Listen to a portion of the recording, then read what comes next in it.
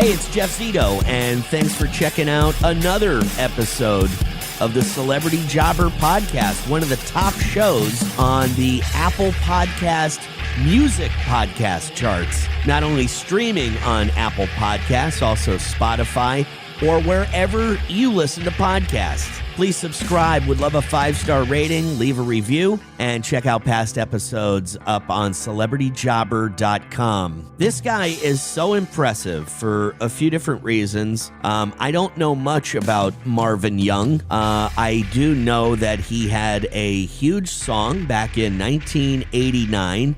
And other than that song, I don't know much about Marvin. Although after talking to him for a little bit, he is extremely intelligent, and there's no doubt in my mind that this guy would have been successful even without the big rap song, which, by the way, he performed under a stage name Young MC, and of course best known for his 1989 hit single Bust a Move, ultimately reaching the number 7 position on the Billboard Hot 100 back in 1989. Now, once again, you're going to figure out real quick that if it wasn't for rap, that this guy would have been successful doing something else. We'll find out what he thinks he might have done if not for rap. We'll talk about his big break, of course, his first jobs, and what's Young MC doing these days.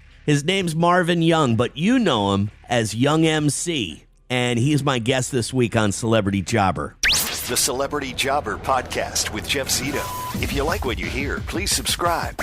What if these celebrities weren't famous? What would they have become? What was their first job? We're about to find out.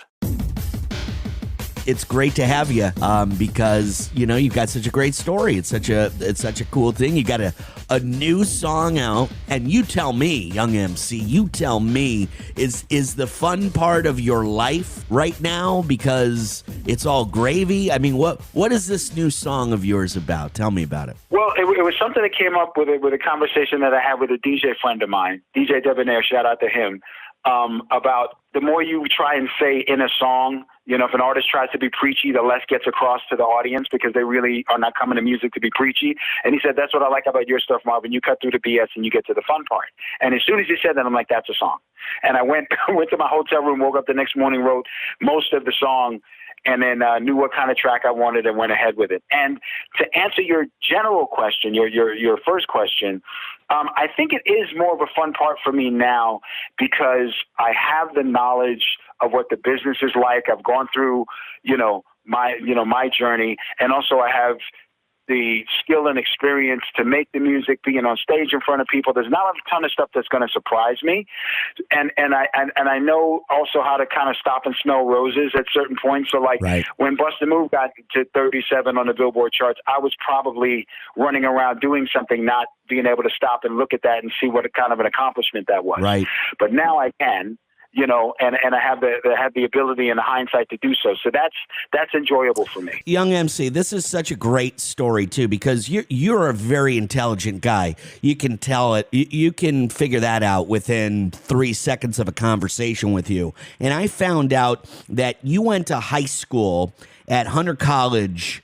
High school, yeah. And Hunter College High School is on the Upper East Side of Manhattan, and it only accepts the top 1/4 of 1% of students in New York City, which is based on test scores. So what were you testing? Yeah, absolutely. Yes. So what were you trying to do when you went to high school? And, you know, obviously rap is a dream, becoming a star, I should say, is a dream. What was your focus on in high school when you were going to go to college? What did you aspire to grow up to be? You know, no one has really looked back and asked me that. That's fascinating. Okay, I'm happy to discuss this.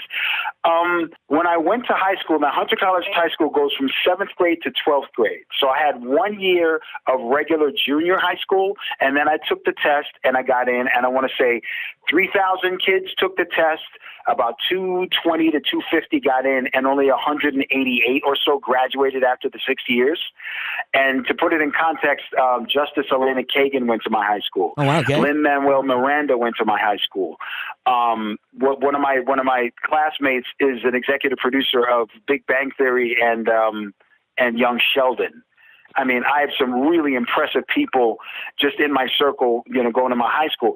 I didn't know what I wanted to do in college until I had a professor named Mr. Marienhoff who taught me economics in high school. Then I decided that I wanted to be an economics major, and within that I wanted to specialize in microeconomics. So personal finances, small business finances, not governments, not massive, corporate, finances, but actual almost an extension of household finances and how economics affected regular life. That was my approach. And then when I went to school, when I went to USC, I studied economics, had a bachelor's in economics, minor in data processing, which was the computer thing of the day. So basic COBOL, Fortran, all those languages. And after sophomore year, that's at USC, I came back getting ready for junior year, and I read lyrics over the phone to the guys that owned Delicious Vinyl, and I was signed by Delicious Vinyl right before my junior year started at USC. How did you have a relationship with the guys at Delicious Vinyl? How did that phone call come to be? Okay, so I was very musical in high school. I DJ'd my own prom. At 13 to 14 years old, I would be traveling on the train to a record store in Manhattan called Rock and Soul. It's still there. It's an iconic record store. The basement of that, and it really was an electronics store. Like the top floor had electronics. If you wanted to buy a boombox or some speakers or an amp, you'd get that on the top floor. But you went down to the basement, and that's where the records were.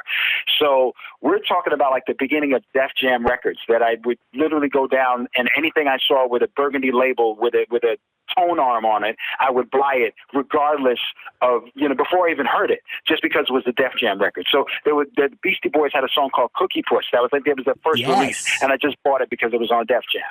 So there was a guy that worked in Rock and Soul. His name was Eric. I was supposed to make some demos with him in the summer of 1987 for a record company called Get Busy Records that in this point I don't even know existed. But we tried to we made the demos.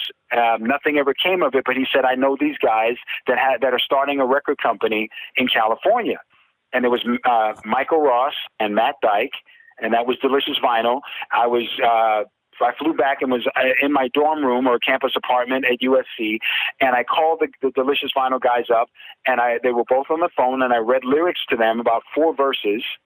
And after reading the 4 verses, they literally sent me a contract in the mail a couple weeks later. I was a student senator at USC, so I was taking 18 credits, which was heavier than the 16. Yep. And I got the contract, and long story short, I took the contract to the representative of the law school at USC. Couldn't afford a lawyer, so I had the law school representative of the of Student Senate look it over, and he's a law student, obviously. So I had him look it over, and he could only do but so much, so I ended up signing the contract. Wow. So that's a long-winded way of giving you your whole story. But that's an incredible story. I mean, that's first of all, a lot of people don't know about the economics direction that you could have gone in. And what about your parents, Marvin? What kind of business? Tell me a little bit about your folks. You moved to New York City when you were just a kid. They're originally from the UK, correct? Jamaica.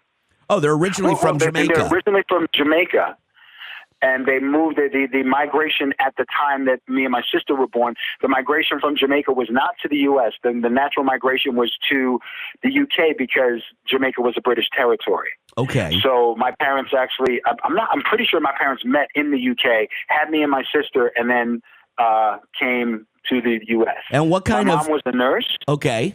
Okay. My mom was a nurse, and my dad worked for what we call now AT&T, but it was like the Bell Corporation. And I forget what the full name was, but he worked essentially for the phone company, in New York, as an executive. So he wore a suit. To work every day. So I saw that. I saw that work ethic in both of them, and also I barely had babysitters as a kid. My mom would work nights. She worked the night shift. She worked 11 to 7. and my dad would work days. So my mom would get home in the morning, my dad would leave for work, and that would be, how me and my sister was raised. Now, the interesting thing is seeing that work ethic, seeing how much they did to make sure that they provided for me and my sister. It kind of put a lot of things in perspective for me. Number one, they wanted me to go to school. My mom especially wanted me to go to college. So I made sure that I did all that, but I made sure that I had my hobbies, and music was my hobby. So when I graduated USC, let me think. This would have been May of '89.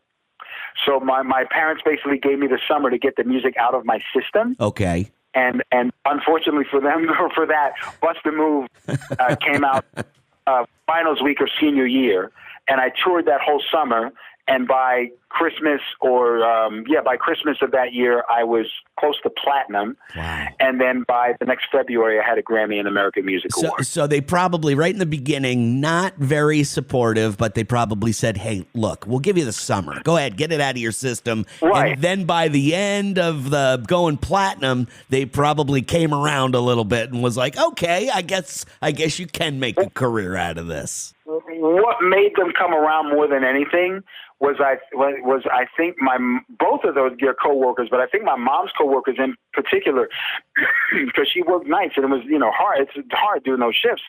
And a coworker looked at her and said, "Why are you still working? Your son's famous. You should be able to leave." Ah. And when they heard that from a coworker who was not in my musical demographic, mind you, right? They hear that from one of their peers at work. They're like, "Oh, well maybe this thing Marvin is doing is real," because we're talking pre-internet.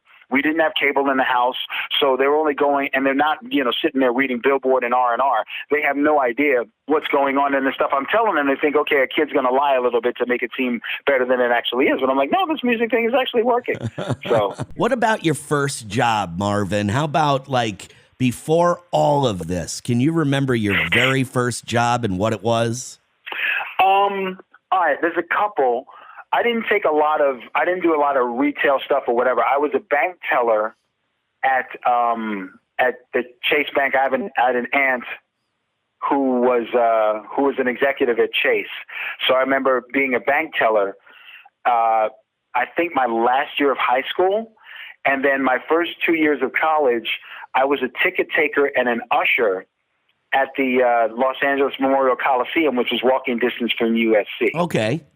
So while I was recording, I had that job, 18 credits, and student senate. It was an incredibly heavy schedule, but I'm so good at compartmentalizing, and I like that because if I was having, not even a writer's block, but just to give me relief from the artistic side, I would do the schoolwork and, and do the usher job. And the student senate was something that would give me relief from the artistic stuff if I was stuck there. So being able to compartmentalize was something that I've kind of taken into my adult life. Is there a particular moment that you remember in your life? Maybe it was seeing yourself on TV for the first time. Maybe it was that phone call with the guys from Delicious Vinyl. Is there a particular moment that is so vivid in your mind because it changed your life, or maybe a big break, if you will? But can you remember a specific moment where you're like, to this day, wow, if this didn't happen, maybe I wouldn't be talking to this strange guy asking me all these weird questions about myself? And you know what? I can't really say it was something singular. On an artistic level, it would be working with, not only the guys that produced Bust a Move, but like the Dust Brothers produced Know How and a couple records for me. And I was one of the first artists they had worked with before they went on to do a lot of big productions. So being able to be a witness and a participant in that kind of musical creation. I had QD3, who was Quincy Jones's son, the late Quincy Jones, God rest him. He had produced a track for me, and I was able to sit around and see some of that genius, and also just the musical approach, because I had not only had QD3 produce a track for me, but I had gone to a USC with Martina Jones, who was Quincy Jones's daughter. So just that, and that was something even outside of the record label. These are people I would have known if I wasn't, that I would have known if I wasn't signed. So, that being able to go to the White House, meeting Prince, there's so many different things that I could say that, they were positive reinforcements to say, okay, I belong here and I should be doing this.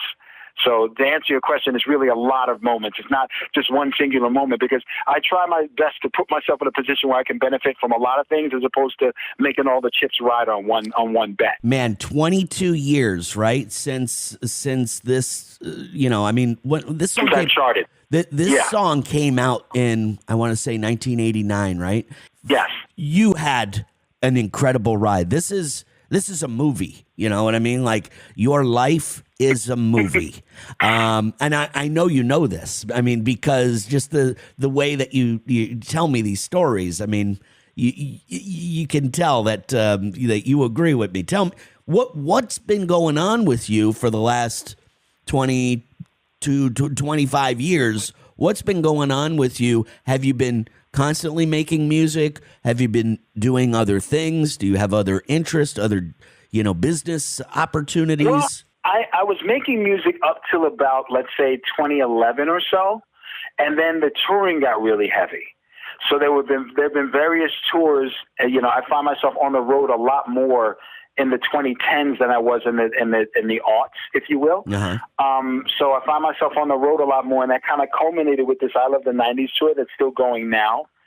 And when I signed my record deal, and when I was even coming up and even into the mid to late 90s, I felt that the music, selling the music, making records was the kind of meat and potatoes of my career, and that touring would be, garnish or dessert or whatever, not the backbone of it. And since, the early 2010s, it's pretty much been that touring has been the backbone of it. And that's probably, coincides with things going to downloading and streaming, less emphasis on physical product, less emphasis on the album.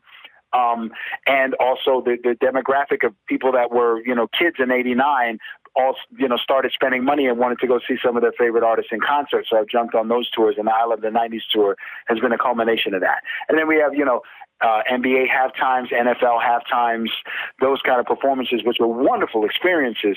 But those are things that weren't as available to me in the late 80s and early 90s. It's been so great talking to you. New song. It's called Fun Part, and I understand it's currently on the Billboard charts, currently number 37. So he's charted. Yeah. He's charted. How many years later is this? Is this like 25 or 35 years later? 22 years since I've charted with a song called Heat Seeker in 2002. So 22 years since that song charted. 35 years since Bust a Move, which I don't even want to think about because that makes me feel old. It's been a pleasure talking to you. Thank you, man. But think about that movie and go, hey, that guy told me I should make a movie. You should, because it's a great story. Well, I'm thinking about it, but you know what? The more of these interviews and podcasts and stuff I do, I'm getting the movie out and then the book out, kind of one interview at a time. So it'll end up that the stories all get out there, but it's still interesting because people are consuming it so much that I'm happy to communicate my story with your audience. That's Absolutely. Awesome. Young MC Marvin Young, thank you, sir. Thank you, man. Well, he was a bank teller. That was his very first job when he was in college.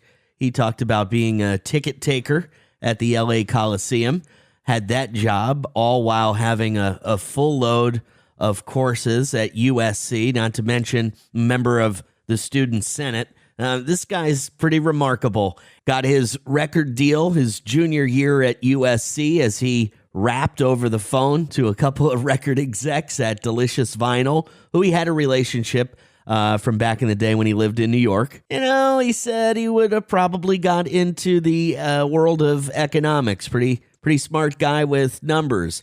As we mentioned earlier in the interview, he went to a high school in New York City that only accepted the top 1/4 of the top 1%. of test scores in New York City. Think about that. The top 1/4 of the top 1%.